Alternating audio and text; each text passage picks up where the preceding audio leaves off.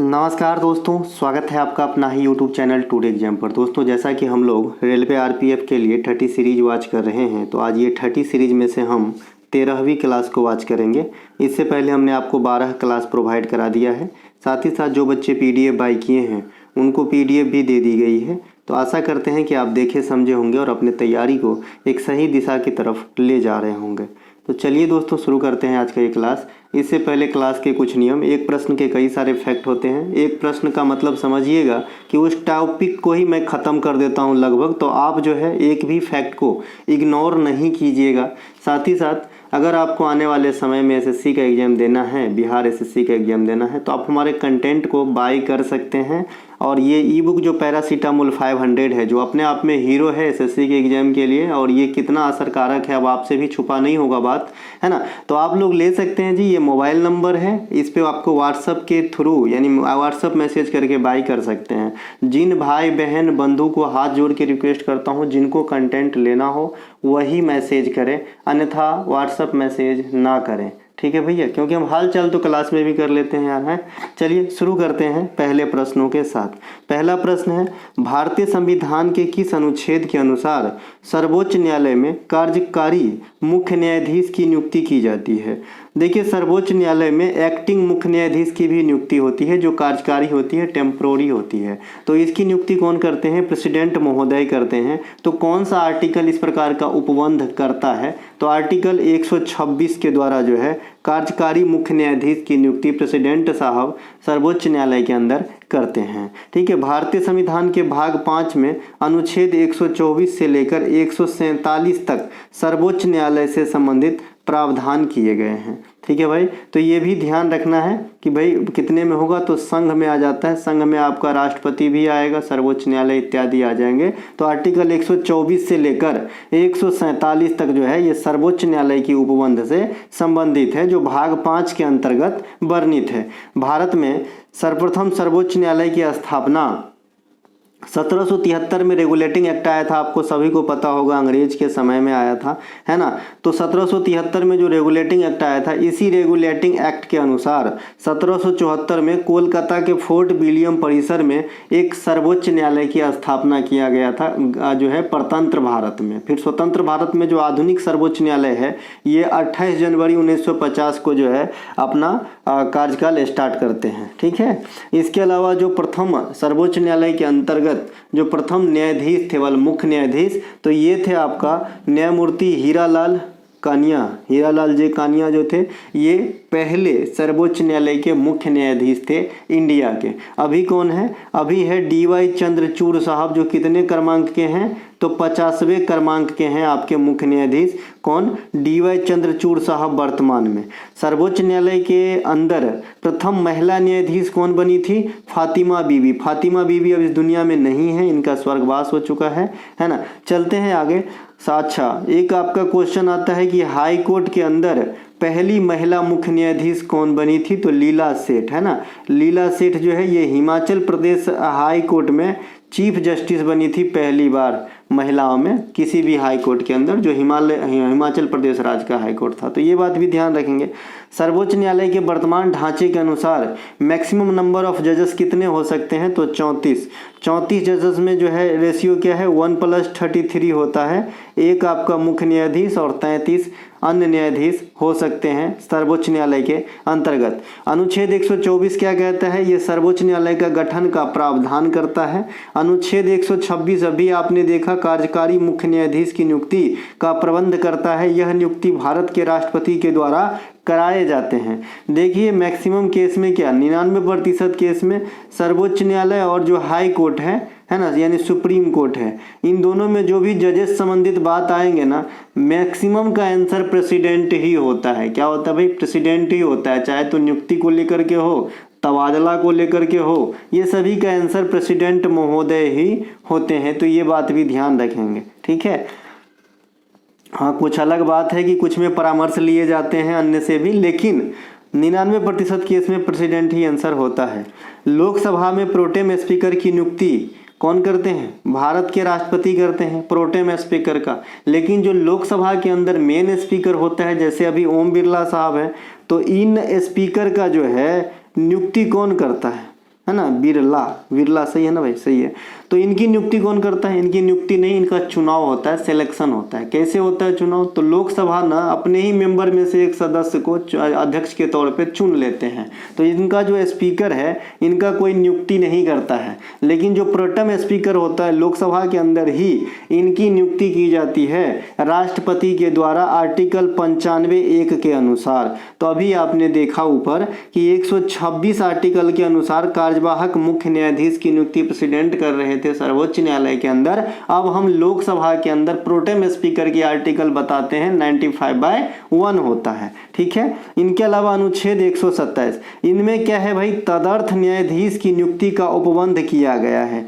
तदर्थ न्यायाधीश, जब वर्क लोड बढ़ जाता है तो सर्वोच्च न्यायालय बाहर से भी न्यायाधीश को मंगाते हैं अपनी कार्यवाही वगैरह को सुनवाई करने में मदद लेने हेतु। तो ये जो न्यायाधीश होते हैं बाहर से आए हुए, तो इनकी नियुक्ति कौन करते हैं? तदर्थ न्यायाधीश कहते हैं इन्हें। तो इनकी नियुक्ति जो है CJI ही करते हैं ना, चीफ जस्टिस ऑफ इंडिया ही करते हैं। लेकिन इनमें थोड़ा सा आपका जो है क्लू है कि पहले प्रेसिडेंट का आपका आज्ञा जरूरी होता है। प्रेसिडेंट के ऑर्डर के अनुसार सर्वोच्च न्यायालय के मुख्य न्यायाधीश तदर्थ न्यायाधीश की नियुक्ति करते हैं सर्वोच्च न्यायालय के अंदर। फिर से समझिएगा, प्रेसिडेंट के यानी राष्ट्रपति के आज्ञा अनुसार या ऑर्डर के अनुसार सर्वोच्च न्यायालय के मुख्य न्यायाधीश यानी वर्तमान केस में DY चंद्रचूड़ साहब, है ना, तदर्थ न्यायाधीश की नियुक्ति करते हैं सर्वोच्च न्यायालय के अंतर्गत। ठीक है भाई, चलते हैं आगे। यही चीज यहाँ पे लिखा है कि राष्ट्रपति के आज्ञानुसार, है ना। अनुच्छेद 128 क्या कहता है? सेवानिवृत्त जो भी न्यायाधीश हैं, जो मतलब पहले जज थे, अब सेवानिवृत्त हो गए, रिटायरमेंट हो गई है, तो उनको जो है सर्वोच्च न्यायालय के कार्यवाही में भाग लेने के लिए आमंत्रित किया जाता है कि भाई आइए आप भी, है ना। तो ये जो है आपका उपबंध है आर्टिकल 128 में। 129 वाला आर्टिकल काफी VVI है, जो आपके एग्जाम में पूछा जाता है। रिकॉर्ड अभिन्यायालय है ये, रिकॉर्ड न्यायालय का एग्जाम्पल दे दिया हूं पेन चोरी वाला केस में, है ना, कि भाई जो सर्वोच्च न्यायालय जो फैसला किसी केस में देते हैं तो ये चीज एक रिकॉर्ड के तौर पे सहेज के रखा जाता है। जो नीचे का न्यायालय यानी हाई कोर्ट वगैरह इन्हें मानते हैं, है ना। तो हाई कोर्ट भी अपने आप में रिकॉर्ड न्यायालय है। जो उनसे छोटा जो न्यायालय होता है यानी सत्र न्यायालय या फिर डिस्ट्रिक्ट कोर्ट होता है, वो लोग मानते हैं। ठीक है, तो ये ध्यान रखेंगे आर्टिकल 129 के अनुसार जो है सर्वोच्च न्यायालय है ना रिकॉर्ड न्यायालय है, और 215 के अनुसार हाई कोर्ट रिकॉर्ड अभिन्यायालय होता है। अभी मैंने बताया कि हाई कोर्ट वाला जो रिकॉर्ड रखा जाता है तो उनसे निचला अदालत मानता है यानी डिस्ट्रिक्ट कोर्ट वगैरह। इनके अलावा अनुच्छेद 130 के अनुसार मुख्य न्यायाधीश की शक्ति इत्यादि का उपबंध है। जो आपका CJI साहब का पावर है ये आपके आर्टिकल 130 के अंतर्गत दर्शाया गया है। आर्टिकल 131 ये सर्वोच्च न्यायालय के मौलिक अधिकार क्षेत्र का विवरण दर्शाते हैं आर्टिकल 131 के अनुसार, है ना, क्योंकि इनको जो है कई सारे अधिकार प्राप्त होते हैं। सर्वोच्च न्यायालय को परामर्शदात्री भी है, जैसे राष्ट्रपति को परामर्श देते हैं। इनके अलावा अनुच्छेद 136 अपीलीय अनुमति का प्रावधान देता है। तो यहाँ पे तीनों पावर है, अपीलीय शक्ति, आपका जो आपका सलाह वाला शक्ति है वो वाला, और मौलिक शक्ति, ये सभी जो है सर्वोच्च न्यायालय के पास है। इनके अलावा अनुच्छेद 137 उच्चतम न्यायालय के द्वारा दिए गए न्याय निर्णय को रिव्यू करने का, मतलब फिर से रीचेक या फिर रिव्यू करने का, है ना, ये आपका अनुच्छेद 137 जो है इनको पावर दिए हैं। अनुच्छेद 141 उच्चतम न्यायालय द्वारा यानी सर्वोच्च न्यायालय द्वारा घोषित कानून सभी न्यायालय को मानना है, ये बाध्यता है। ऐसा नहीं कि मैं नहीं मानूंगा, ऐसा नहीं चलेगा। सर्वोच्च न्यायालय ने जो भी चीज डिसाइड करा है वो नीचे के सभी अदालतों को मानना ही मानना है, ये बाध्यता है आर्टिकल 141 के अनुसार। अनुच्छेद 143 राष्ट्रपति को सर्वोच्च न्यायालय का परामर्श प्राप्त होता है, ये भी बहुत बार पूछा जाता है। लेकिन यहाँ पे एक सवाल उठती है, क्या राष्ट्रपति परामर्श मानने के लिए बाध्य है या नहीं। जैसे अभी आपने 141 में देखा कि भाई सर्वोच्च न्यायालय जो भी न्याय निर्णय देंगे वो जितनी भी छोटी अदालत है सभी को मानना है, बाध्य है। लेकिन राष्ट्रपति को जो आपका परामर्श प्राप्त होता है ये जो है बाध्य नहीं है मानने के लिए। ठीक है, इनके अलावा अनुच्छेद 32 जिसे संवैधानिक उपचारों का अधिकार कहा जाता है, इसी अनुच्छेद के अनुसार सर्वोच्च न्यायालय रिट जारी करते हैं और हाई कोर्ट भी रिट जारी करते हैं आर्टिकल 226 के अनुसार। तो यहाँ याद रख लेंगे। सर्वोच्च न्यायालय के वर्तमान में मुख्य न्यायाधीश कौन है? DY चंद्रचूड़ साहब हैं, एकमात्र ऐसा मुख्य न्यायाधीश जिनके पिता भी रह चुके हैं पहले मुख्य न्यायाधीश। ठीक है भाई, तो ये जो है जैसे अभी R परागनंदा और वैशाली रमेश बाबू भाई बहन की ग्रैंड मास्टर जोड़ी पूछ लिया गया था, तो कल हो कि ये भी बड़ी बात नहीं है कि ऐसा किलो लगा के आपसे एग्जाम में क्वेश्चन पूछे, तो जानकारी रहेगा तभी ना आप सॉल्व करोगे जी। तो ये ध्यान रखेंगे, 50वां हो जाएगा आपका, है ना, डी वाई चंद्रचूड़ साहब। इनके अलावा वर्तमान समय में सर्वोच्च न्यायालय के अंतर्गत जो कार्यरत महिला न्यायाधीश है, मुख्य न्यायाधीश तो एक ही होता है जी, महिला न्यायाधीश है, इनका नाम क्या क्या है? जस्टिस हिमा कोहली, बेला त्रिवेदी और बीवी नागरत्ना। आज तक कोई भी महिला सीजीआई नहीं बनी है, आज तक कोई भी महिला आरबीआई गवर्नर नहीं बनी है। तो ये दोनों पोस्ट को जो है ना अभी रखेंगे याद, क्योंकि यहाँ से भी क्वेश्चन एनटीपीसी 2016 में आया था कि निम्नलिखित में से कौन से पोस्ट पे कभी भी कोई महिला आसीन नहीं हुई है। ठीक है। इनके अलावा अनुच्छेद 214 के अनुसार हाई कोर्ट का गठन है। देखिए हाई कोर्ट में जो है ना आपका रिटायरमेंट का एज फैक्टर 52 ईयर है, वहीं पे सर्वोच्च न्यायालय में 65 वर्ष है। तो ये दोनों बात ध्यान रखना है। इनके अलावा इंडिया में अभी 25 हाई कोर्ट है और सबसे लेटेस्ट हाई कोर्ट आपला आंध्र प्रदेश का है, तो इन्हें भी ध्यान रखेंगे।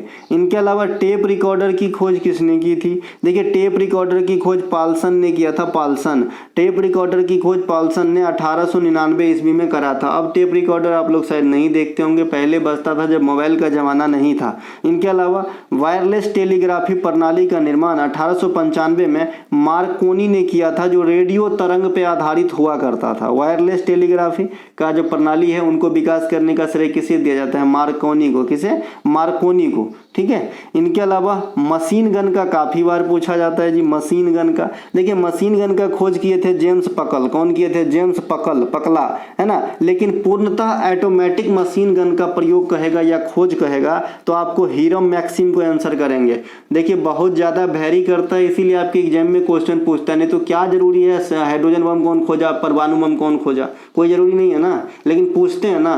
क्यों पूछते हैं? क्योंकि एक से अधिक फॉर्म के, एक से अधिक प्रकार के, एक से अधिक प्रकार जैसे हुए तो अलग अलग लोग खोजे हैं, तो वो लैंग्वेज के अनुसार डिपेंड करता है कि हमेशा जो है जेम्स पकल आंसर नहीं होगा मशीन गन में। जेम्स पकल ओवरऑल मशीन गन खाली लिखा है तो जेम्स पकल, लेकिन अगर आपसे पूछ रहा है कि भाई पूर्णतः ऑटोमेटिक मशीन गन के आविष्कारक कौन है तो हीरम मैक्सिम है। देखिए एटीएम मशीन का भी आविष्कारक पूछा जाता है ना, और एटीएम का फुल फॉर्म भी पूछा जाता है और बच्चे ने गलती करके आ जाना है ना। एटीएम का ऑटोमेटिक नहीं होता है ना, ऑटोमेटेड टेलर मशीन होता है। ऑटोमेटिक करने का मतलब हमेशा पैसा निकलता रहता है क्या, उससे बहता रहता है नहीं ना। कोड डालते हो, कार्ड डालते हो तब ना पैसा निकलता है जी, है ना।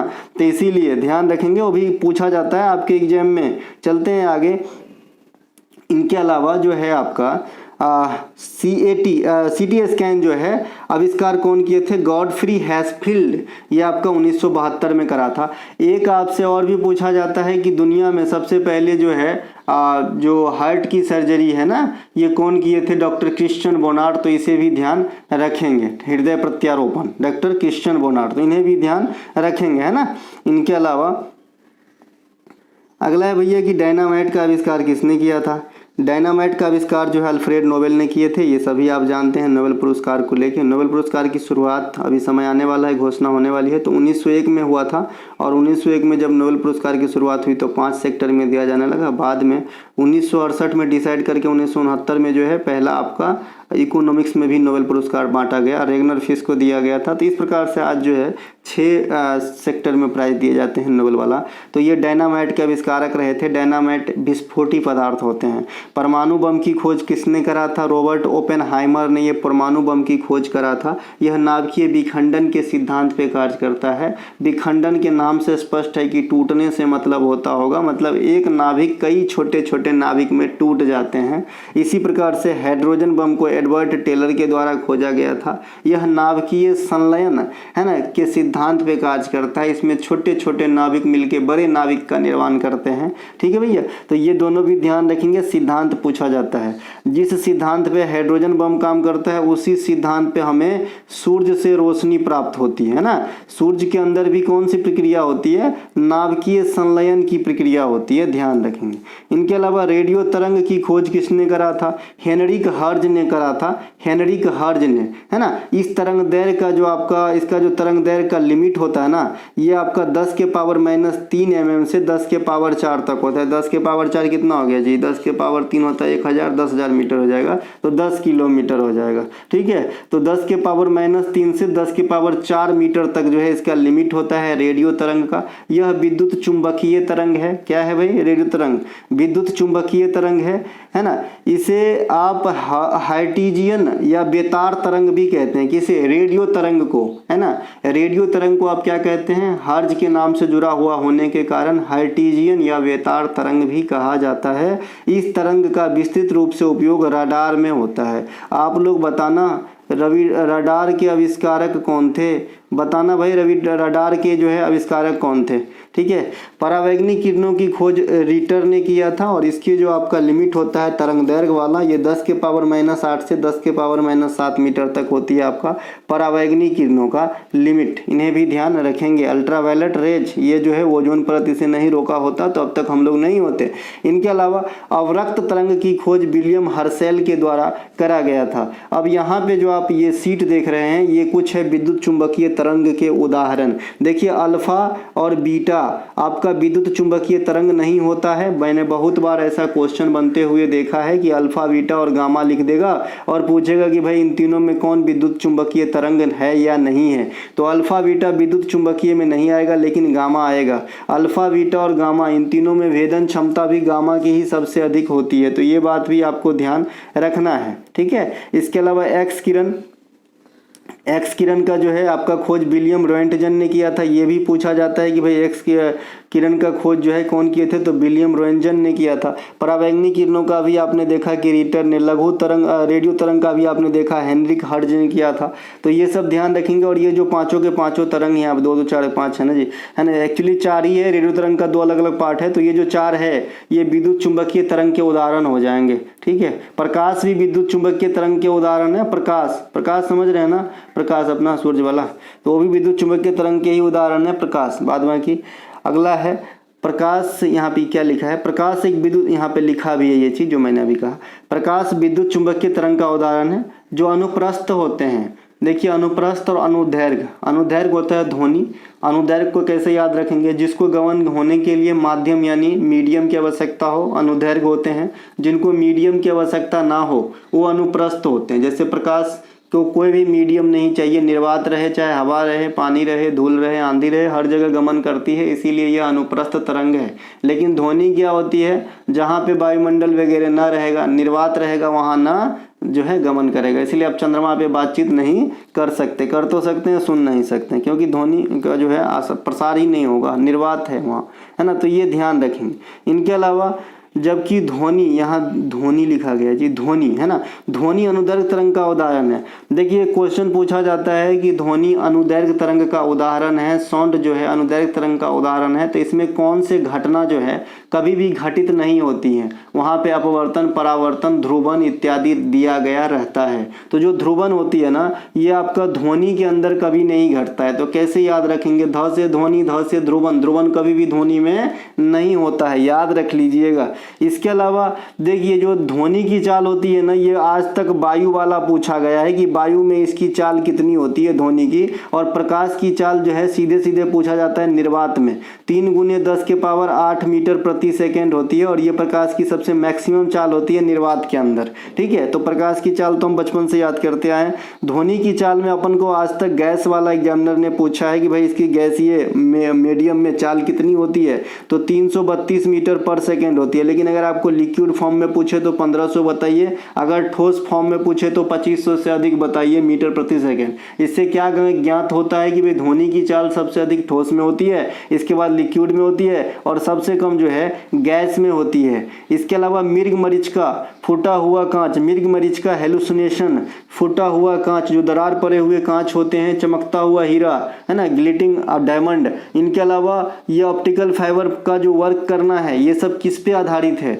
तो ये सब पूर्ण आंतरिक परावर्तन पे आधारित है, टोटल रिफ्लेक्शन ऑफ लाइट पे आधारित है ना। ऑप्टिकल फाइबर समझते हैं ना, ऑप्टिकल फाइबर का कहाँ कहाँ इस्तेमाल होता है। एक तो आपको एंडोस्कोपी में भी होता है यानी चिकित्सा प्रणाली में, दूसरा टेलीकॉम सेक्टर इसका काफ़ी मात्रा में यूज करता है ना, टेलीकॉम सेक्टर। तो ये ध्यान रखेंगे, ऑप्टिकल फाइबर भी पूर्ण आंतरिक परावर्तन के सिद्धांत पे कार्य करती है। हेलुसिनेशन जो आपका रेगिस्तान वगैरह में या फिर रोड पर आप बाइक से जा रहे हैं, दूर आपको पानी का आभास होता है लेकिन वहाँ पे पहुँचने के बाद कोई भी पानी नहीं होता है, दिस इज हेलुसिनेशन मृग मरीज का। तो ये भी आपका जो है इसी से होता है, किससे होता है, पूर्ण आंतरिक परावर्तन से होता है। अब देखिए ध्वनि को ना अपन रेंज के हिसाब से 3 भागों में बांट दिए हैं। अब श्रव्य ध्वनि है ना, श्रव्य ध्वनि और पराश्रव्य ध्वनि, ये 3 भागों में हमने इसे बांट दिया है। पराश्रव्य ध्वनि का अल्ट्रासोनिक यहाँ पे लिखा, ठीक है। तो ये 3 ध्वनि है ना। अब श्रव्य ध्वनि क्या होती है, 20 हर्ट्ज से नीचे की पार्ट जो होते हैं ना उसे हम कहते हैं अपश्रव्य ध्वनि। इसे हम सुनते हैं क्या, इसे भी हम नहीं सुनते। तो हम लोग कौन सा ध्वनि सुनते हैं,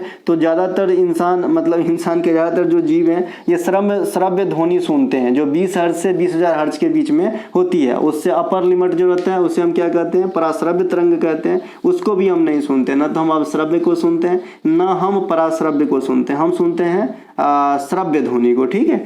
तो ये इनका लिमिट रखा गया है। अब श्रव्य किसे कहते हैं, श्रव्य किसे कहते हैं और पराश्रव्य किसे कहते हैं। कुछ ऐसे जानवर हैं जो पराश्रव्य ध्वनि को भी सुन लेते हैं, जैसे यहाँ पे चमगादड़ का नाम आपको दिख रहा होगा। ये चमगादड़ जो है रात में उड़ जाते हैं, रातों अंधेरे में पराध्वनिक तरंग के जो है फॉलो करके उड़ते हैं। इनके अलावा टीवी रिमोट में अवरक्त किरण का प्रयोग किया जाता है, ये भी आपसे पूछा जाता है। एक क्वेश्चन बड़ा ही क्रिटिकल और बड़ा ही अच्छा VVI होता है कि जब भाई प्रकाश एक मीडियम से दूसरे मीडियम में जाता है, ये कांच मान लीजिए और ये एक नली था, मान लीजिए ये लिक्विड था ना। जब प्रकाश एक माध्यम से दूसरे माध्यम में जाता है तो उनके कौन कौन से चीज़ में डिफरेंस आती है और किस में डिफरेंस नहीं आती है ना। चूंकि प्रकाश कैसा तरंग था सर, अनुप्रस्थ तरंग था। तो ये जब एक माध्यम से दूसरे मोड में जाएगा ना तो इनके तरंग दैर्घ्य और वेग में परिवर्तन तो हो जाएगी, स्पीड हो सकता है कम जाए बढ़ जाए, है ना, तरंग दैर्घ्य में उल्टा पुल मतलब ऊंच नीच हो जाए, लेकिन इसकी आवृत्ति नहीं बदलती है, जो फ्रीक्वेंसी है ना वो नहीं बदलती है प्रकाश की। ये ध्यान रखेंगे, यहाँ से कई दफ़ा आपके एग्जाम में क्वेश्चन बनो है ना। ये देखिए आज बच्चा का एक है आफ्टर एग्जाम देने के बाद रिएक्शन, है ना। गुरुजी कल मेरा पेपर था 3rd शिफ्ट में, मज़ा आ गया, पेपर देके सारे क्वेश्चन अपनी वाली बुक से था, थैंक यू सर, है ना। प्रे क्लियर हो गया। मेंस है, देखिए मेंस के लिए भी मैंने आपको बताया है, ई बुक कर लो और फिलहाल 30 सेट कर लो, आपका मेंस भी हो जाएंगे, मेंस में भी कोई दिक्कत नहीं होगा। मैं इस बात को जो है आप तो कहने से क्या ही, आप तो देख ही रहे हो, है ना। तो एक बार विश्वास करके देखो, बहुत जगह आपने पढ़ा होगा, बहुत बड़े बड़े क्लास लिए होंगे, एक बार फ्री की क्लास और छोटी सी फी वाली कंटेंट लेके भी पढ़िए, ठीक है भैया। तो देखिएगा, पढ़िएगा अच्छे से, बाद में की जो बीच बीच में पढ़ा रहा हूँ वो भी थोड़ा टच में रहिएगा, बढ़िया हो जाएगा बच्चा। चलिए अगला प्रश्न है, कलबेलिया लोक नृत्य, छऊ नृत्य, कुटियाट्टम तथा मुदियट्टू, इनमें से किसको 2010 में यूनेस्को के अमूर्त सांस्कृतिक विरासत के रूप में शामिल नहीं किया गया था। इन चारों में से कुटियाट्टम आंसर होता है, ठीक है। कुटियाट्टम को पहले ही कर लिया गया था, 2010 में जो है इन्हें नहीं मिला था, इनको पहले ही मिल गया था। एक्चुअली ये भी यूनेस्को के सांस्कृतिक विरासत का ही पार्ट है, लेकिन 2010 ईस्वी लगा के इस क्वेश्चन के आंसर को डाइवर्ट कर दे रहे हैं, ठीक है। अब आते हैं इसको एक्सप्लेन करते हैं। कलबेलिया ये राजस्थान का प्रमुख लोक नृत्य है, इसे गुलाबो सपेरा का नृत्य भी कहा जाता है ना। इसे गुलाबो सपेरा का नृत्य भी कहा जाता है ना। छऊ 3 स्टेट में की जाती है, ये कौन कौन से, सरायकेला जो झारखंड में है, पुरुलिया जो पश्चिम बंगाल में है और मयूरभंज जो उड़ीसा में, यानी 6-3 जगह। और मैंने एक बताया है कि असम में बिहू नाम का जो त्यौहार होता है वो भी साल में 3 बार मनाए जाते हैं। मुडियट्टू केरल का अनुष्ठान संबंधित थिएटर कला है। इन तीनों को 2010 में यूनेस्को के अमूर्त सांस्कृतिक विरासत लिस्ट में जगह मिल गया था। कौन कौन सा भाई, कलबेलिया, छऊ और मुडियट्टू, ये तीनों को मिला था 2010 में आपका सांस्कृतिक अमूर्त, है ना, धरोहर के रूप में यूनेस्को में जगह मिला था। कुछ अन्य त्योहार तथा नृत्य जिसे यूनेस्को के सांस्कृतिक अमूर्त विरासत के रूप में शामिल किया गया है, ये है वैदिक भजन परंपरा, है ना, 2008। रामलीला, है ना, जो रामचंद्र भगवान से जुड़ी हुई है, आपका जो ये आपका 2008 में। इनके अलावा हिमालय के गढ़वाल रीजन में अनुष्ठान थिएटर जो होती है ना, रेमन नाम है शायद इनका, ये 2009 रेमन नाम है। 2009 में लद्दाख का बौद्ध सम्मेलन 2012 में, संकीर्तन अनुसंधान गायन 2013 में, नवरोज उत्सव का नाम याद आया कुछ, बलबन से याद कीजिएगा, पारसी धर्म का त्यौहार है, नववर्ष है, तो ये 2016 में, कुंभ मेला 2017 में, गुजरात का गरबा नृत्य 2021 में, है ना, और कलकत्ता का दुर्गा पूजा जो होता है ना उनको भी शामिल किया गया है। दुर्गा पूजा जो होता है डीपी कोलकाता के अंदर, इन्हें भी शामिल करा गया है, लेकिन इन्हें 2021 में शामिल करा गया। हाँ सही है जी, 2021 में शामिल किया गया है कोलकाता के दुर्गा पूजा को, तो इन्हें भी ध्यान रख लेंगे। अपने यहाँ का जो योग है ना, इनको भी शामिल किया गया अमूर्त विरासत के अंदर, तो ये सब जो है शामिल किया गया है। आने वाले समय में अगर इससे क्वेश्चन पूछे तो आपको जो है 2 नंबर लेके आना है, न कि छोड़ के आना है क्वेश्चन को।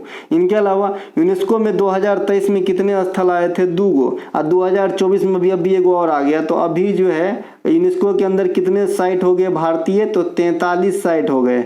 और अभी अपने इधर रामसर साइट कितने हो गए हैं? तो 85 रामसर साइट हो गए हैं।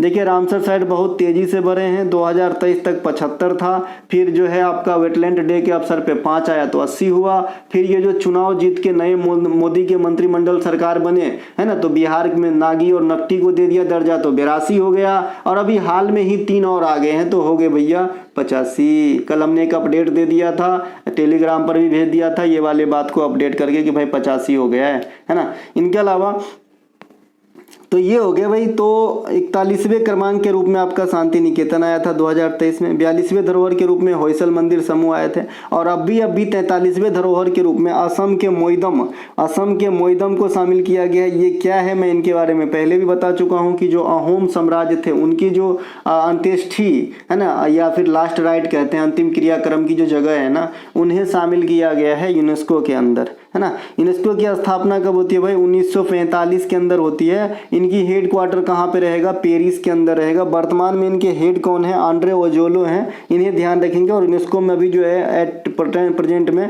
कितने सदस्य हैं टोटल? तो 195 सदस्य हैं, इन्हें ध्यान रखेंगे।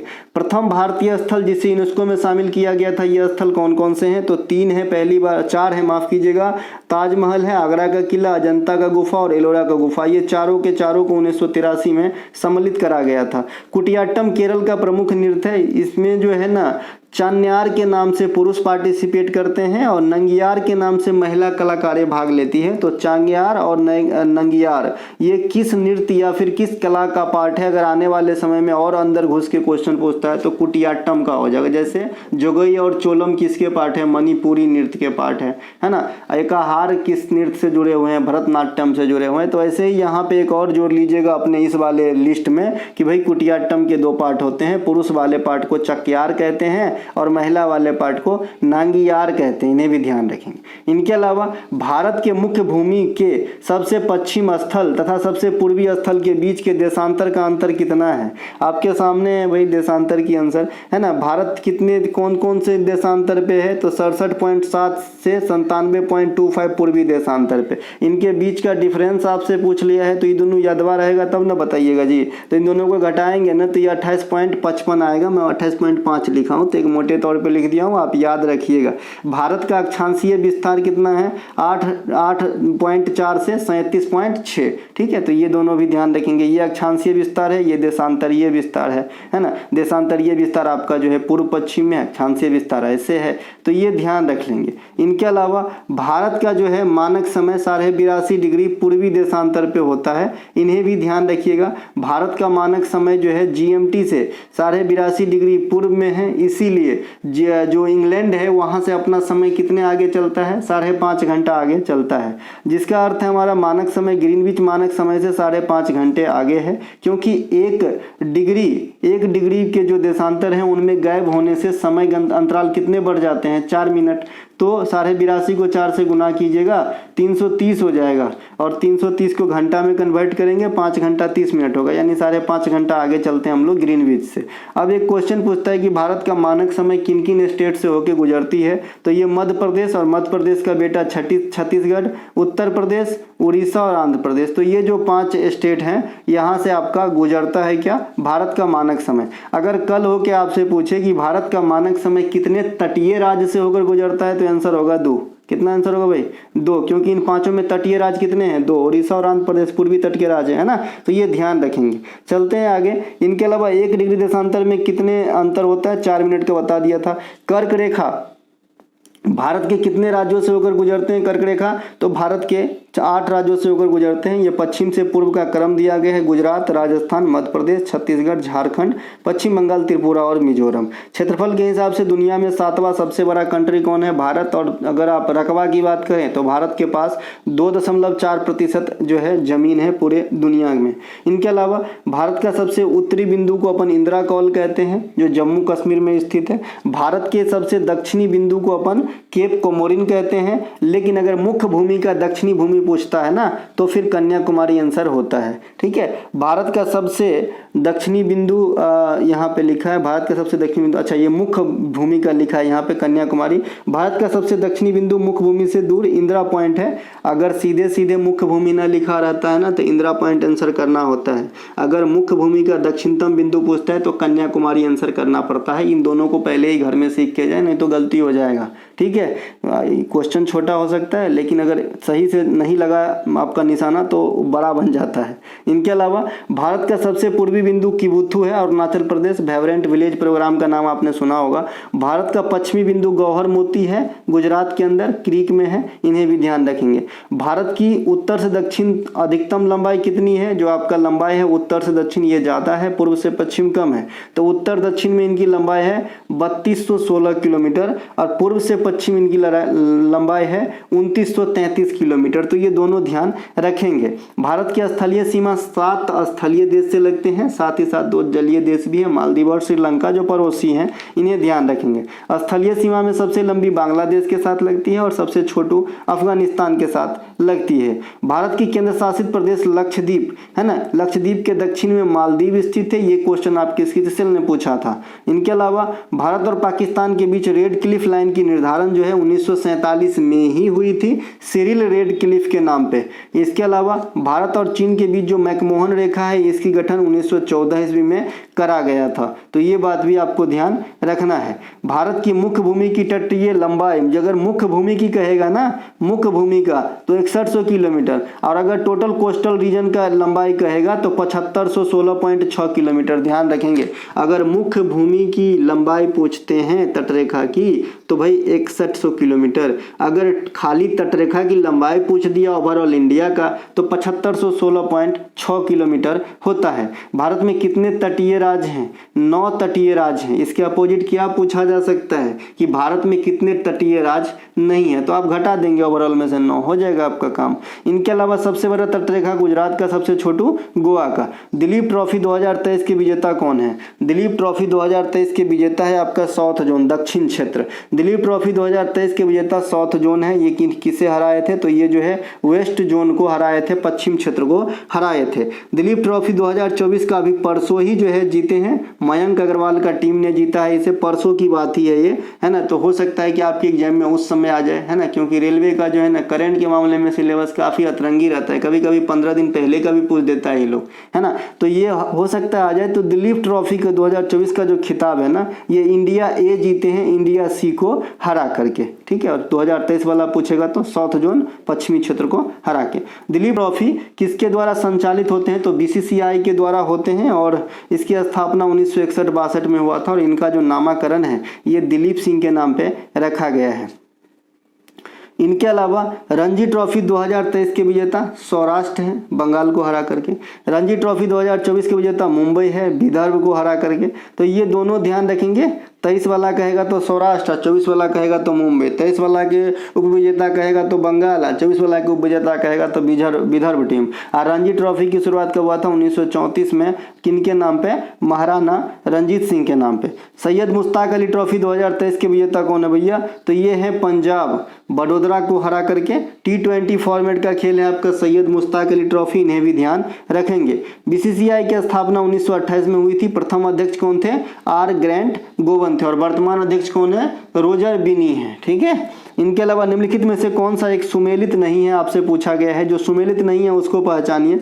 मॉन्ट्रियल प्रोटोकॉल, ओजोन परत से संरक्षण, एकदम सही है, 1987 की बात है ये मॉन्ट्रियल प्रोटोकॉल ओजोन परत से ही संबंधित है। इनका कहना है कि जो CFC होता है, जो क्लोरोफ्लोरोकार्बन होता है, इनके उत्सर्जन पे जो है ना अंकुश लगाया जाएगा, ताकि जो है हमारा ओजोन परत बढ़िया तंदुरुस्त रहे, है ना। इकोटोन, पारिस्थितिक तंत्र के सभी घटक। क्योटो प्रोटोकॉल 2005 में लागू हुआ था, ये भी सही है। पारिस्थितिकी, जीवों और पर्यावरण के बीच के संबंध का अध्ययन, ये भी सही है। तो कुल मिला के गलती हो गया 2 नंबर गलती हो गया। इकोटोन में क्या लिखा है? पारिस्थितिक तंत्र के सभी घटक। पारिस्थितिक तंत्र के कितने घटक होते हैं? जैविक और अजैविक, है ना। लेकिन यहाँ से इसका कोई मतलब नहीं है, कोई मैच नहीं है। तो फिर क्या है भाई इकोटोन? तो इकोटोन क्या होते हैं कि एक ऐसा स्थल जहाँ पे 2 बायोमास मिलते हैं या 2 अलग अलग तथ्य मिलते हैं, ठीक है, तो उसे हम कहते हैं इकोटोन। तो ये आपका जो है गलत था, और जो गलत है उसे ही आपको आंसर करना था। मॉन्ट्रियल प्रोटोकॉल जो है 1987 में निर्णय लिया गया, बता ही दिए कि भाई ओजोन के जो है ना रक्षा करने के लिए जो CFC कार्बन है ना, क्लोरोफ्लोरोकार्बन, उन पे जो है मतलब ज़्यादा प्रोड्यूस ना करें ताकि हमारा ओजोन सही रहे, ऐसा निर्णय लिया गया था। ओजोन का सूत्र भी पूछा जाता है, पिछले ग्रुप डी में पूछा गया था। O के 3 होते हैं, O 3 बार होते हैं, और इनका जो भार होता है 48 होता है, इन्हें भी ध्यान रखेंगे। क्योटो प्रोटोकॉल 2005 में एप्लीकेबल हुआ, लागू हुआ। ये किस लिए है भाई? जलवायु परिवर्तन से संबंधित है। आज का बहुत बड़ा समस्या है, ग्लोबल वाला समस्या है जलवायु परिवर्तन। आप देख रहे हैं कि हर साल जो है गर्मी का लेवल, टेम्परेचर का लेवल 1-8 डिग्री बढ़ जाता है। अगर ऐसे ऐसे आप सोचिए 50 साल तक बढ़ता रहे तो क्या होगा, ठीक है। तो ये जो क्योटो प्रोटोकॉल है, तब तक शायद हम ना रहेंगे, है ना। क्योटो प्रोटोकॉल जो है ये 2005 में लागू किया गया था। ये ग्रीन हाउस की जो उत्सर्जन होती है उस पर अंकुश लगाने के लिए चलाया गया था। जो ग्रीन हाउस की उत्सर्जन है उस पर अंकुश लगाने के लिए चलाया गया था। ग्रीन हाउस गैस में अगर आप आएंगे तो जितने भी खतरनाक गैस होते हैं सभी ग्रीन हाउस गैस होते हैं। जैसे आपका कार्बन डाइऑक्साइड, ये खतरनाक भी है और इसका उपयोग भी है। उपयोग क्यों? पेड़ पौधे में भोजन बनाने के लिए, यानी प्रकाश संश्लेषण के लिए, आग बुझाने के लिए, है ना, कोल्ड ड्रिंक्स वगैरह बनाने के लिए। तो ये उपयोगी भी है और खतरनाक भी है। मीथेन उपयोगी भी है, खतरनाक भी है। घर का जो है जो LPG वगैरह बनते हैं इसमें इस्तेमाल किया जाता है ना। लेकिन ये गोबर गैस वगैरह में यही होता है। लेकिन फिर भी ये भी आपका ग्रीन हाउस गैस है। नाइट्रस ऑक्साइड, इसका भी उपयोग है अस्पताल वगैरह में निश्चेतक के रूप में, लेकिन ये भी ग्रीन हाउस गैस है। जल वाष्प, ये भी ग्रीन हाउस गैस है। तो ये सभी के सभी ग्रीन हाउस गैस के उदाहरण हैं। नाइट्रस ऑक्साइड को हंसाने वाली गैस कहते हैं। इनका सूत्र की बात करेंगे, N2O होता है। N2O होता है नाइट्रस ऑक्साइड। ये क्या होता है? Laughing gas. लाफिंग गैस का इस्तेमाल अभी बताया, शल्य चिकित्सा में भी होती है। ठोस कार्बन डाइऑक्साइड को अपन क्या कहते हैं? ड्राई आइस कहते हैं। क्या कहते हैं? सूखा बर्फ कहते हैं। 1866 में पारिस्थितिकी शब्द का सबसे पहले प्रयोग कौन किया था? अर्नस्ट हैकल ने किया था। ध्यान रखेंगे ईस्वी 1866 डायरेक्ट पूछता है, क्योंकि इसमें जो है A.G. टॉन्सले का भी नाम आता है, आपने सुना होगा।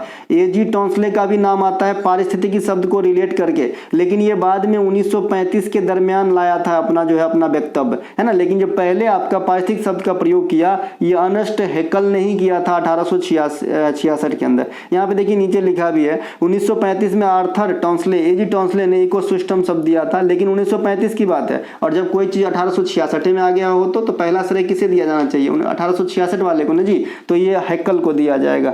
रेड डाटा बुक में पौधे, जानवरों और कवक की जो लुप्तप्राय और दुर्लभ प्रजाति की जानकारी होती है। रेड डाटा बुक को प्रकृति संरक्षण के लिए अंतर्गत IUCN ने प्रकाशित किया है। IUCN का मुख्यालय कहाँ पे? ग्लैंड, स्विट्जरलैंड के अंदर है। ये मैंने इसलिए बताया यहाँ पे रेड डाटा बुक वाला। ये क्वेश्चन कहाँ से उठा था जी? ये क्वेश्चन उठा था, अच्छा कौन सही है कौन गलत है।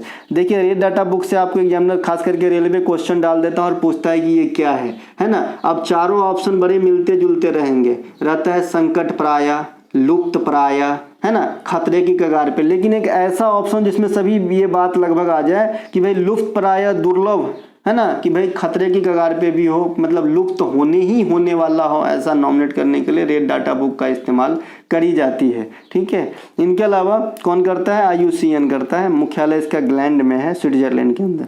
दायमाबाद, इनाम गांव, नवदा टोली और ताम्रवर्ती, कौन सा एक स्थल महाराष्ट्र में स्थित नहीं है? ये 4 गो स्थल है जो ताम्रपाषाणी का स्थल है। इनमें से कौन सा स्थल एक है जो महाराष्ट्र में आपको देखने को नहीं मिलेगा? तो ताम्रवती नहीं मिलेगा।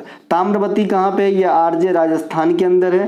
ताम्रपाषाण कालिक प्रमुख स्थलों में से एक है। यहाँ से काले रंग के मृद भांड प्राप्त हुआ था जिसपे सफेद, है ना, रैखिक चित्र बनाए गए थे। कहाँ पे? ताम्रवर्ती में। ताम्रवर्ती कहाँ पे रहेगा? राजस्थान में रहेगा। अच्छा, ये जो ताम्रपाषाणी काल है इसकी अपनी विशेषता है भाई, यहाँ पे कुछ मृद भांड बने थे, तांबे और पत्थरों के औजार देखने को मिले थे, तो इसीलिए इनका नाम ताम्रपाषाणी काल रख दिया गया था। ठीक है, तो यहाँ पर का जो ये ऊपर का स्थल वगैरह है इनसे रिलेशन रखता है। तो यहाँ में ताम्रवर्ती जो है ये राजस्थान के अंदर है, बाद में की दैमाबाद, इनामगांव और नवदा टोली ये आपके महाराष्ट्र के अंदर स्थित है, जिसमें दैमाबाद का नाम हड़प्पा कालीन स्थल से भी जुड़ा हुआ है, क्योंकि जितने भी हड़प्पा कालीन स्थल है, जो भी हड़प्पा कालीन आपका जो सेक्टर था उसके सबसे दक्षिणतम बिंदु जो है ये दैमाबाद को ही माना जाता है, जो महाराष्ट्र के अंदर है। ठीक है, तो इनका संबंध जो है मतलब ताम्रपाषाणी काल भी कह सकते हैं और हड़प्पा काल में भी कह सकते हैं, दैमाबाद का नाम था। इनके अलावा दैमाबाद महाराष्ट्र के अंदर है, यहाँ पे लिखा है महाराष्ट्र में स्थित है।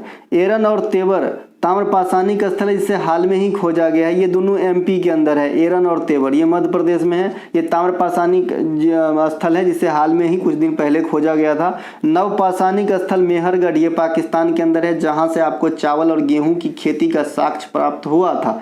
कोल्डिहवा, ये वर्तमान उत्तर प्रदेश के प्रयागराज के पास स्थित है, जहां पे सबसे पहले चावल की खेती का जो है प्रमाण मिलता है। ध्यान रहे कि ये जो मैं बात कर रहा हूँ ये हड़प्पा सभ्यता को रिलेट करके नहीं कह रहा हूँ, है ना। इनके अलावा सिंधु घाटी सभ्यता, ये वाली इस बिंदु से जो आगे बात होगी वो सिंधु घाटी सभ्यता की बात होगी, क्योंकि इनसे ही मिलता जुलता तथ्य है। सिंधु घाटी सभ्यता का सर्वमान्य तिथि 2350 से 1750 BC होगा। अब कोई बच्चा ये ना बोले कि सर उल्टा क्यों लिखे, तो ये BC है भाई, BC ज्यादा से कम की तरफ लिखा जाता है, तो 2350 से 1750। इस सभ्यता का खोज जॉन मार्शल के निर्देशन पे कौन किए थे? दयाराम साहनी। दयाराम साहनी ऐसे नहीं कि सिंधु घाटी सभ्यता के पूरे शहर की खोज कर दिया, जी नहीं। स्टार्टिंग वाला जो शहर था उनका नाम था हड़प्पा, इसीलिए इस सभ्यता का नाम भी हड़प्पा रह गया और सबसे पहले यही खोजा, तो इस सभ्यता की खोजने का श्रेय दे देते हैं हम किसे? दयाराम साहनी साहब को 1921-22 में। ठीक है, इनके अलावा जो आपका हड़प्पा शहर खोजा गया था ये कहाँ पे है? गुजरात के अंदर है और ये किस नदी के किनारे है? रावी नदी के किनारे स्थित है, तो इन्हें भी ध्यान रखेंगे। इनके अलावा हड़प्पा कालीन जो भी शहर हुआ करता था वो अधिकांश जो है 2 भागों में विभाजित हुआ करता था, लेकिन धौलावीरा जो शहर है ये 3 भागों में विभाजित हुआ करता था। धौलावीरा ऐसा शहर है हड़प्पा कालीन जहां से प्लेग्राउंड अर्थात खेल का मैदान का साक्ष्य प्राप्त हुआ है। धौलावीरा एकमात्र नगर है जिसे यूनेस्को में शामिल किया गया है और जो हड़प्पा काल के स्थल हो। ठीक है, इनके अलावा कोई भी हड़प्पा कालीन स्थल अभी तक यूनेस्को के अंदर नहीं गया है, तो धौलावीरा को ध्यान रखेंगे। इनके अलावा सिंधु घाटी सभ्यता का बंदरगाह नगर कहाँ था? तो एक तो सुरकोतदा था जो आपके पाकिस्तान के अंदर होंगे। कहाँ पे होंगे? पाकिस्तान के अंदर होंगे। और एक आपका लोथल है, लोथल कहाँ पे? गुजरात के अंदर है। लोथल की खोज कौन करा था? रंगनाथ राव ने करा था और लोथल भोगवा नदी के किनारे स्थित है। तो ये दोनों बंदरगाह नगर थे सिंधु घाटी सभ्यता के अंदर। सिंधु घाटी सभ्यता की सबसे विस्तृत जो शहर थे वो मोहनजोदारो थे, जो सिंधु नदी के किनारे स्थित है और इसे मृतकों का टीला भी कहा जाता है। सिंधु घाटी सभ्यता में लिपि कैसी थी दादा? तो बहुत चित्रात्मक थी, है ना। जो कौन पढ़ा है? तो अभी तक कोई ने नहीं पढ़ पाया है। सिंधु घाटी सभ्यता में प्राप्त जो मोहरा था, मोहरा उसके आसपास जो 5 गो जानवर बैठा हुआ होता था, तो यहाँ से क्वेश्चन BPSC वगैरह भी बना देता है कि भाई इन 5 में मतलब सिंधु घाटी के मोहरे के किनारे निम्नलिखित में से किस जानवर का अंकन नहीं मिला था, ऐसा क्वेश्चन रहेगा। तो जो 5 गो था उनको ध्यान रख लीजिए। तो इसमें हाथी, बाघ, गेंडा, हिरन और भैंसा, ये 4 था। यहाँ पे गाय का आंसर डाल देता है, गाय का ऑप्शन दे देता है, लेकिन गाय ये इसमें जो है देखने को नहीं मिला था, ध्यान रखेंगे।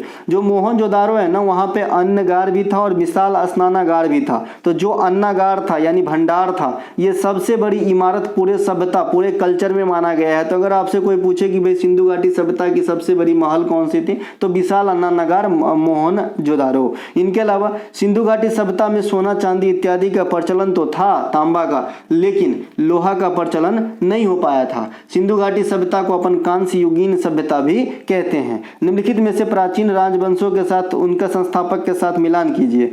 होयसल वंश का कौन है भैया? मूलराज। तो 1 का 4 चला जाएगा। सोलंकी वंश में कहाँ चला जाएगा? सोलंकी वंश में आ जाएंगे आपके विष्णु, एक सेकेंड, गुर्जर प्रतिहार नागभट्ट प्रथम हो जाएगा। पांड्या वंश का हो जाएगा विष्णुवर्धन हो जाएगा सोलंकी वंश का।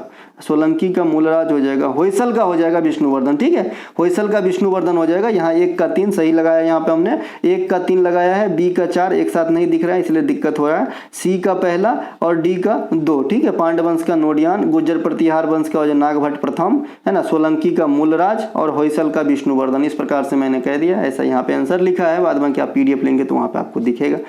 चोल वंश के संस्थापक विजयालय हैं।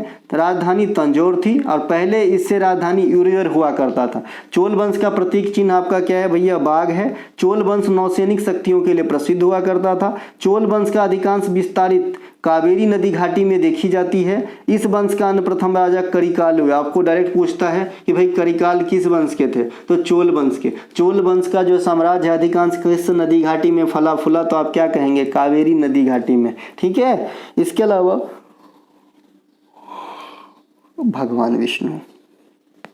चोल वंश के एक राजा राजराज चोल हुए जिन्होंने तंजौर में बृहदेश्वर मंदिर का निर्माण करवाया, जिसे राजराजेश्वर मंदिर भी कहा जाता है। ये आपका तमिलनाडु में है। श्रीलंका पे आंशिक रूप से कब्जा करने वाले चोला राजराज चोला हुए और पूर्ण रूप से जो कब्जा किए थे वो राजेंद्र चोला हुए। राजेंद्र चोला को गंगोई कोंडा भी कहा जाता है। तो यहाँ पर भी आप 2-3 बात को समझेंगे। सोलंकी वंश के संस्थापक मूलराज थे। इनकी राजधानी अनलीवार थे। सोलंकी वंश की गुजरात में गुजरात का चालुक्य वंश कह के पुकारा जाता है। जैसे एक चालुक्य वंश है, आप चालुक्य भी अलग अलग जगह की हैं, है ना, बातापी, बेंगी, कल्याणी, है ना। तो वैसे ही जो गुजरात के अंदर सोलंकी वंश ने शासन किया, तो समझिए ये गुजरात का चालुक्य है। ठीक है, गुजरात का चालुक्य है ना भाई। सोलंकी वंश के राजा भीमदेव प्रथम ने गुजरात में मोढेरा सूर्य मंदिर का निर्माण करवाया था, है ना। अभी डायरेक्ट भी पूछा गया था कि मैं मोढेरा का सूर्य मंदिर कहाँ पे? गुजरात के अंदर है। गुज्जर प्रतिहार वंश के संस्थापक नागभट्ट प्रथम थे। इस वंश की राजधानी कन्नौज थी। मिहिर भोज इसी वंश के प्रमुख शासक हुए। इन्होंने मालवा विजय के लिए राष्ट्रकूटों से युद्ध किया था।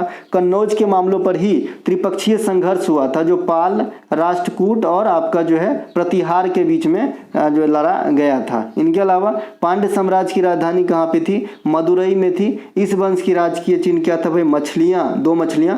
तमिलनाडु स्थित मीनाक्षी मंदिर का निर्माण कुलशेखर पंडियान ने करवाए थे। तो ये भी ध्यान रख लेंगे। इनके अलावा एशियाटिक सोसाइटी ऑफ बंगाल की स्थापना का मूल उद्देश्य क्या था? तो भाई इनका मूल उद्देश्य था कि भाई जो प्राचीन स्मारक मतलब जो काव्य वगैरह हैं उनको आंग्ल भाषा में अनुवाद करना। ठीक है, एशियाटिक सोसाइटी की स्थापना 1784 में विलियम जोन्स के द्वारा कोलकाता के फोर्ट विलियम में ही किया गया था। एशियाटिक सोसाइटी मुंबई के अंदर भी है। यदि आप गेटवे ऑफ इंडिया जाएंगे, है ना, मुंबई CST यानी छत्रपति शिवाजी महाराज टर्मिनस से बस पकड़ के, तो आपको रास्ते में दिखेगा ये एशियाटिक सोसाइटी। तो इनका जो गठन हुआ था ना, ये 1804 में हुआ था और ये एक लाइब्रेरी की तरह ये भी कार्य करता है। इनके अलावा मुंबई स्थित गेटवे ऑफ इंडिया का जो नींव रखा गया था ये 1911 में रखा गया था। इनके जो है आजकल एक स्टेप बढ़ के इनके जो है वास्तुकार पूछते हैं, तो इनके वास्तुकार जॉर्ज बिटेट थे। कौन थे? जॉर्ज बिटेट थे। भारत के थियोसॉफिकल सोसाइटी की स्थापना भारत में लाने या फिर करने का श्रेय जो है एनी बेसेंट को दिया जाता है, जिन्होंने 1882 में अपनी पहली इस प्रकार की हेडक्वार्टर अड्यार में खोले थे। देखिए, थियोसॉफिकल सोसाइटी अमेरिका की सोसाइटी थी और इन्हें बसाने का श्रेय जो है मैडम ब्लावत्स्की और कर्नल अल्काट को दिया जाता है, जिन्होंने 1875 में इस प्रकार की सोसाइटी का फाउंड किया था। इनके अलावा ईडन गार्डन, ये कोलकाता के अंदर है। क्या है भाई? गार्डन नहीं, क्रिकेट का मैदान है और इंडिया में इसे सबसे पुरानी ऑपरेशनल क्रिकेट का मैदान भी माना जाता है। इनके अलावा फिटकिरी बनाने हेतु किस अम्ल का प्रयोग किया जाता है? देखिए, फिटकिरी बनाने हेतु H2SO4 अम्ल का प्रयोग किया जाता है। फिटकिरी का उपयोग कहाँ करते हैं आप? जल शोधन में करते हैं। इसका सूत्र क्या होता है? K2SO4.Al2SO4, है ना, इंटू 24H2O। इस प्रकार का फिटकिरी का सूत्र है जो आज तक एग्जाम में पूछा नहीं गया। इससे एक ही चीज पूछता है, किस अम्ल के द्वारा बनता है और इसका उपयोग क्या है? तो जल शोधन है, जल को सफाई है ना। इसके अलावा इससे पोटास एलम या पोटेशियम एल्युमिनियम सल्फेट भी कहा जाता है। तो ये भी ध्यान रख लेंगे, पोटास एलम या पोटेशियम एल्युमिनियम सल्फेट भी कहा जाता है आपको। किसको? किसको? फिटकिरी को। तो इसे भी ध्यान आपको रखना है। इनके अलावा जिप्सम के निर्जलीकरण से क्या प्राप्त होता है आपको? तो प्लास्टर ऑफ पेरिस बन जाता है जिप्सम के निर्जलीकरण से। किससे भैया? जिप्सम के निर्जलीकरण से प्लास्टर ऑफ पेरिस का निर्माण होता है। प्लास्टर ऑफ पेरिस का सूत्र क्या होता है? CaSO4 ½ H2O, कैल्शियम सल्फेट, है ना, कैल्शियम सल्फेट हेमीहाइड्रेट बोलते हैं इसे। और इसका जो उपयोग है डॉक्टर के द्वारा हड्डी को जोड़ने में और जो बिल्डिंग मटेरियल वगैरह हैं, मूर्ति का सांचा इत्यादि बनाने में इसका इस्तेमाल करी जाती है। शुष्क बुझे हुए चूनों पर, चूना लिखा गया है जी, चूना है ना, लाइम, शुष्क बुझे हुए चूना पर क्लोरीन गैस प्रवाहित कर विरंजक चूर्ण की प्राप्ति की जाती है। इसका रासायनिक सूत्र CaOCl2 होता है। इसकी जो नाम है रासायनिक भाषा में, ये भी पूछा जाता है, कैल्शियम हाइपोक्लोराइट इसका नाम होता है। और ये जो है आपका साफ सफाई का काम आता है, मतलब जो जीवाणु वगैरह मारने में काम आती है, टॉयलेट वगैरह के आसपास नहीं कि अच्छी रख देते हैं। इनके अलावा क्विक लाइम को जल से प्रतिक्रिया कर बुझा हुआ चूना प्राप्त किया जाता है। यह उष्माक्षेपी अभिक्रिया होती है। उष्माक्षेपी अभिक्रिया, उष्माशोखी अभिक्रिया। उष्माक्षेपी अभिक्रिया क्या होता है? जिससे हमें टेम्परेचर की प्राप्ति होती है, ताप मिलता है। और उष्माशोखी जिसमें ताप की आवश्यकता होती है, ठीक है, इसमें उष्मा की प्राप्ति होती है। और कैल्शियम ऑक्साइड क्विक लाइम का रासायनिक नाम है ना, कैल्शियम ऑक्साइड। बुझा हुआ चूना CaOH2, इसका रासायनिक भाषा में क्या बोलते हैं इसे? Calcium hydroxide. ये प्रतिक्रिया कुछ ऐसे होता है, CaO प्लस है ना H2O, इन दोनों को प्रतिक्रिया कराएंगे है ना, तो यहाँ पे आपके COOH का होल ट्वाइस प्राप्त होगा, है ना। तो ये आपका एक तरीके से संयोजन अभिक्रिया का भी उदाहरण है। दोनों मिलके जो है एक नया प्रोडक्ट बना रहा है, तो संयोजन अभिक्रिया भी हो जाएगा और उष्मा की प्राप्ति होती है इस अभिक्रिया में, तो ये आपका उष्माक्षेपी अभिक्रिया भी हो जाएगा। तो दोनों का गुण इसमें दर्शाया जा रहा है, तो ध्यान रखेंगे, ठीक है। एक सेकेंड। इनके अलावा जो है आपका अगला हाइड्रोजनीकरण अभिक्रिया। ये तो कई बार आपने सुना होगा। हाइड्रोजनीकरण अभिक्रिया क्या होता है कि जो कृत्रिम वनस्पति तेल होते हैं उनसे कृत्रिम घी बनाया जाता है हाइड्रोजनीकरण अभिक्रिया में। और इनमें जो सबसे ज़्यादा पूछा जाता है कि भाई उत्प्रेरक के रूप में पैलिडियम, प्लेटिनियम या निकेल का इस्तेमाल होता है, पहले भी बता चुका हूँ। खाने वाला सोडा, इसका रासायनिक नाम ही पूछता है या सूत्र पूछता है, तो खाने वाला सोडा का सोडियम बाइकार्बोनेट कह लेते हैं, सोडियम हाइड्रोजन कार्बोनेट भी कह लेते हैं, है ना, या बेकिंग सोडा भी कह लेते हैं खाने वाले सोडा को, है ना। इनका सूत्र होता है NaHCO3।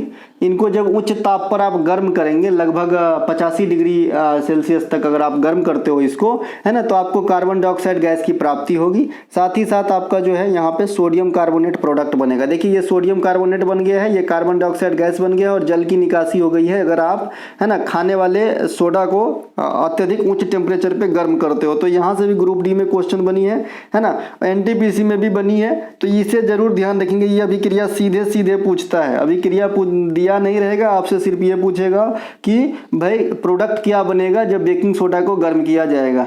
इनके अलावा सल्फ्यूरिक अम्ल को आयल ऑफ विट्रियोल कहते हैं। सभी प्रकार के द्वितीयक बैटरी में भरी जाती है, यह रसायन का राजा भी कहलाते हैं। क्लोरीनीकरण क्या है? नाम से स्पष्ट है कि क्लोरीन का इस्तेमाल होता होगा। तो जब जल पीने योग्य बनाने के लिए क्लोरीन मिलाया जाता है ना, तो उसे क्लोरीनीकरण कहते हैं, ठीक है भाई, ध्यान रखेंगे। जीवाणु इत्यादि जो है मर जाते हैं। यस्दीकरण क्या होता है? लोहा पर जस्ता का परत चढ़ाने के लिए, जंग इत्यादि से बचाने हेतु उसे यस्दीकरण या गैल्वेनेशन कहते हैं। इनके अलावा यहाँ पे कुछ तत्व हैं और उनके विधि हैं कि किस विधि द्वारा बनाया जाता है। हाइड्रोजन को अपन लेन-बुश विधि द्वारा बनाते हैं, है ना, इसमें आपका भाप का इस्तेमाल होता है, लोहा का भी इस्तेमाल होता है। ओजोन को जो है अपन सीमेंस या बॉडी और जैसे विधि द्वारा बनाते हैं, ऑक्सीजन से बनती है, क्योंकि ऑक्सीजन के अलावा तो ओजोन में और कुछ है ही नहीं।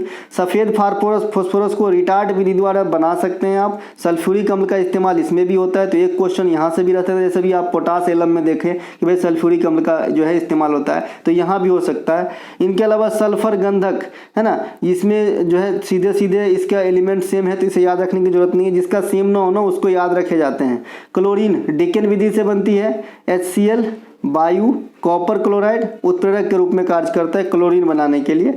ये क्लोरीन दूसरी विधि से बनती है, डॉन विधि से। इसमें नमक से बनती है क्लोरीन, है ना। एक आपका क्लोरीन और है वेल्डन विधि से, ठीक है। तो ये कई सारे विधि है क्लोरीन बनाने के। इसके अलावा अमोनिया का हैबर प्रोसेस आपसे काफ़ी पूछा जाता है कि भाई हैबर प्रोसेस से जब अमोनिया का निर्माण होता है तो उत्प्रेरक के रूप में किसका इस्तेमाल किया जाता है? तो सीधे सीधे अपन लोहा आज तक देखे हैं। इनके अलावा सल्फ्यूरिक अम्ल, है ना, ये जो है संपर्क या सीसा कक्ष विधि से बनती है। इसके अलावा कास्टिक सोडा नेल्सन विधि से। NaOH ये सोडियम हाइड्रोक्साइड है, कास्टिक सोडा को ही सोडियम हाइड्रोक्साइड भी कहते हैं। तो ये दो विधि से बनते हैं, नेल्सन और लिविंग विधि से। ठीक है, तो यहाँ पे कहने का, ये सीट दिखाने का मतलब ये था कि कौन से चीज़ को बनाने में सेम चीज़ के अलावा दूसरे चीज़ का भी उपयोग किया जाता है, वो आपको ध्यान रखना है। यहाँ से भी क्वेश्चन बन जाते हैं। इनके अलावा बौद्ध धर्म में चैत्य का क्या अर्थ होता है? चैत्य का, मंडप का, है ना, स्तूप का, ये सब का मतलब आपको याद रखना होगा। तो बौद्ध धर्म में चैत्य का मतलब होता है दादा पूजा स्थल। बौद्ध विहार भिक्षु का निवास स्थान होता है। बौद्ध विहार जो होता है, जो बौद्ध भिक्षु होते हैं उनके निवास स्थल होते हैं, ध्यान रखेंगे, है ना। इनके अलावा जो है स्तूप क्या होता है, मैंने पहले ही बता चुका है कि स्तूप क्या होता है ना। तो स्तूप होता है बौद्ध धर्म में जो उनके अंत्येष्टि या फिर उनके जो महत्व के जो वस्तु होते हैं ना, उनको संरक्षित रखने की जो जगह होते हैं उसे स्तूप कहते हैं, है ना, स्तूप कहते हैं। ये ध्यान रखेंगे, यहाँ पे यही चीज़ लिखा हुआ है। इनके अलावा महात्मा बुद्ध का जन्म कहाँ पे हुआ था? लुम्बिनी के अंदर हुआ था। ठीक है, कहाँ पे हुआ था? लुम्बिनी के अंदर हुआ था महात्मा बुद्ध का जन्म, इन्हें भी ध्यान रखेंगे।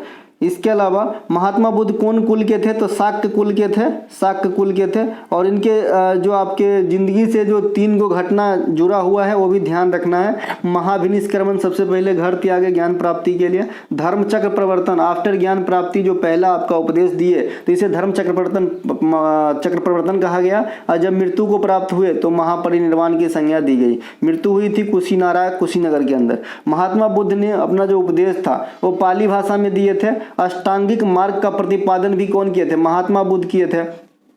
बुद्ध के गुरु कौन थे? अलार कलाम।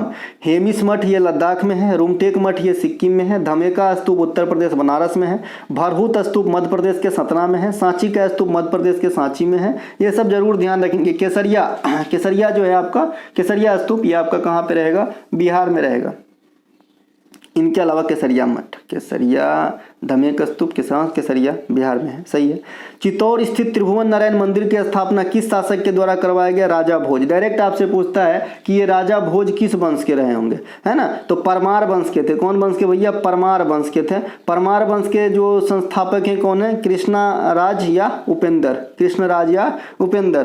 विजय स्तंभ का निर्माण राणा कुंभा ने चित्तौड़गढ़ राजस्थान में ही करवाया था। विजय स्तंभ का निर्माण विजयनगर साम्राज्य के तुलुव वंश के परम प्रतापी राजा कृष्णदेव राय के द्वारा हजारा मंदिर, विठ्ठल स्वामी मंदिर, हजारा मंदिर का निर्माण करवाया गया। इनके दरबारी में जो 8 गो कवि रहते थे उन्हें अष्ट दिग्गज कहा जाता था। कृष्णदेव राय को आंध्र भोज भी कहा जाता है। कृष्णदेव राय नागलपुरम शहर की स्थापना भी करवाए थे और कृष्णदेव राय आमुक्त माल्याद नामक तेलुगु ग्रंथ की रचना भी करी थी। इनके अलावा तमिलनाडु के तंजौर में बृहदेश्वर मंदिर बता दिए थे, चोल शासक राजराज प्रथम ने किया था। कानपुर स्थित भीतरगांव का जो मंदिर है वो किस वंश का नमूना है, किस वंश के जो है बनाए गए, मतलब उसमें जो है योगदान है, तो आप गुप्त काल से संबंधित कहते हो। यूरोप महाद्वीप का सबसे ऊंची पर्वत शिखर कौन सा है? माउंट एलबुर्ज है। एशिया का सबसे ऊंचा चोटी और दुनिया में भी सबसे ऊंचा चोटी माउंट एवरेस्ट है, जिसे नेपाल में सागर माथा कहते हैं। 88-50 मीटर जो है इनकी हाइट है, जो हिमालय रेंज की है और हिमालय बलित पर्वत का उदाहरण है, जो इंडियन और यूरेशियन प्लेट के टकराने से निर्मित हुई है और हिमालय की जगह पे कभी टेथिज सागर नामक जो है सागर बहा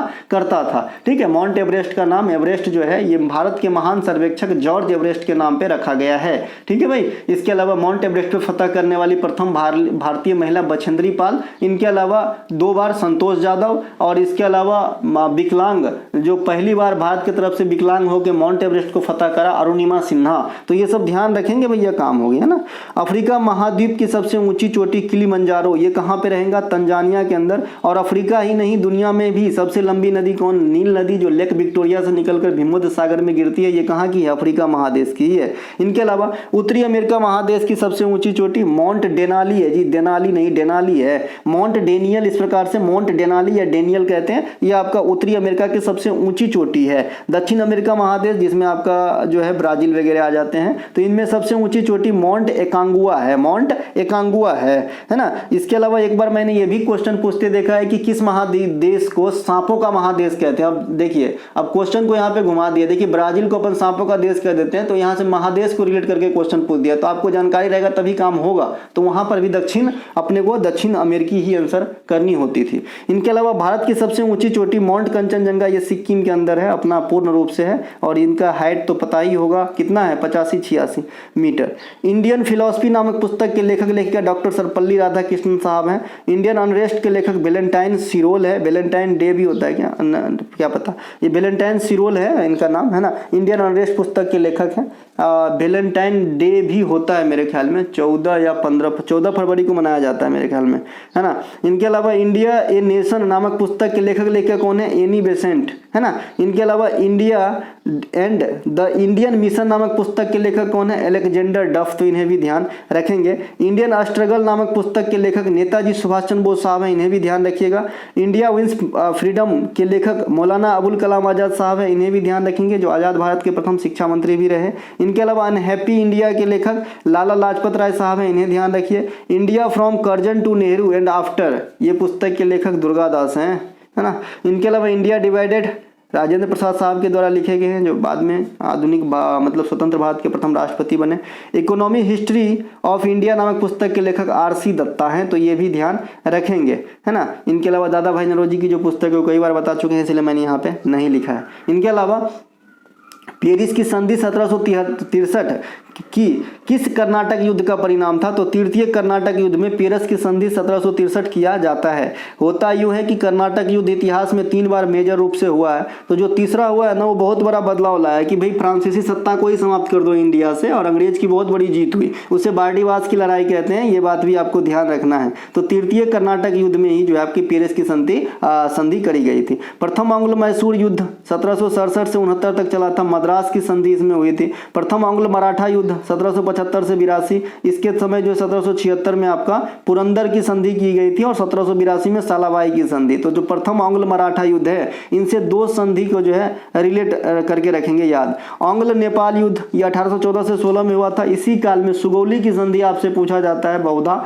ये नेपाल वाला जो है, तो ये इसी युद्ध में हुआ था। चतुर्थ आंग्ल मैसूर युद्ध से एक ही क्वेश्चन पूछा जाता है कि टीपू सुल्तान की मृत्यु किस आंग्ल मैसूर युद्ध में हुई, तो चतुर्थ वाला में 1799 में ये भी पूछा जाता है। अगला है कि सरकार की आय, व्यय, ऋण तथा करारोपण से संबंधित क्रियाएं क्या कहलाती है, तो राजकोषीय नीति कहलाती है। राजकोषीय नीति पर व्यापक सुझाव कौन दिए थे, बड़े अर्थशास्त्री का नाम क्या है भाई, है ना, जॉन मेनार्ड कीन्स, यहाँ पे लिखा हुआ है। इन्होंने राजकोषीय नीति का सुझाव मंदी से निपटने के लिए दिया था सबसे पहले। राजकोषीय नीति को वित्त मंत्रालय के द्वारा निर्धारित करी जाती है। इनके 4 महत्वपूर्ण पहलू होते हैं। जो मेंस वाले बच्चे बोलते हैं कि मेंस में क्वेश्चन कैसे होती है, तो कुछ क्वेश्चन जो कथन के रूप में होता है उनके बारे में अगर आप थोड़ा बहुत डिटेल जानते हैं, फैक्ट जानते हैं, तभी आप बना पाएंगे। जैसे अभी राजकोषीय नीति के कितने विभिन्न पहलू होते हैं, जैसे किसी भी पंचवर्षीय योजना में किन किन बातों पे ध्यान रखी जानी चाहिए। तो कभी भी कोई देश का सरकार चाहेगा कि मैं पंचवर्षीय योजना बना रहा हूँ और देश को जो है नीचे की तरफ कोई ऐसा इसमें चीजों को मेंशन करो कि नीचा हो जाए, है ना, ऐसा कोई चाहेगा क्या? हमेशा लोग बढ़िया ही चीज चाहेगा। तो पंचवर्षीय योजना में क्या, आत्मनिर्भरता,